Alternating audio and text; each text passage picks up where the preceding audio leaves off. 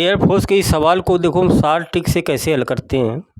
इस सवाल में कह रहा है find the total resistance terminal A to B, यानी ए और बी के बीच हमको टोटल रेजिस्टेंस ज्ञात करना है।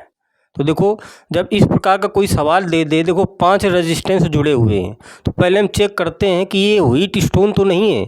तो व्हीट स्टोन की कंडीशन क्या होती है, P अपान क्यू बराबर R अपान एस, ये सिद्धांत होता है। तो ये जो भुजा होती है इसको हम P मानते हैं, ये भुजा होती है ये Q, ये वाली भुजा R और ये वाली भुजा S।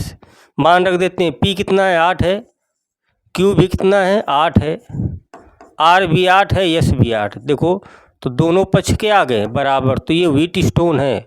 और जब ये व्हीट स्टोन होता है तो जो बीच का जो रेजिस्टेंस होता है वो प्रभावहीन होता है, इसका कोई काम अब नहीं होगा।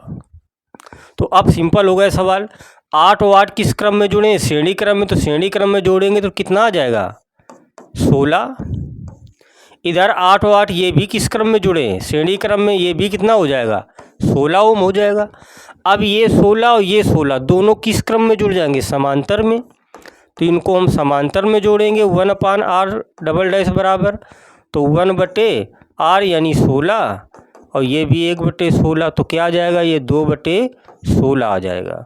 अर्थात हल करेंगे तो 1/8, तो r डबल डैश कितना आ जाएगा 8 ओम आ जाएगा। ये पूरा हल होकर कितना हो जाएगा 8 ओम। और फिर 8 और ये पूरा 8 और ये 8 किस क्रम में हो जाएंगे, सीरीज में हो जाएंगे।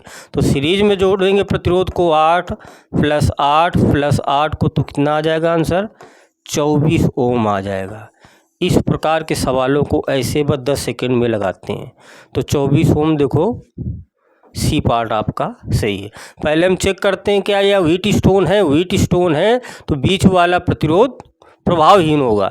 तो 8 और 8 श्रेणी क्रम में, फिर इधर भी श्रेणी क्रम में, फिर दोनों को समांतर में, तो जितना रेजिस्टेंस आ जाए वो, और ये 8 8 क्या हो जाएगी सीरीज बन जाएगी। तो ए व बी के बीच टोटल रेजिस्टेंस आ जाएगा। ऐसे सवाल को तोड़ते हैं एयरफोर्स में।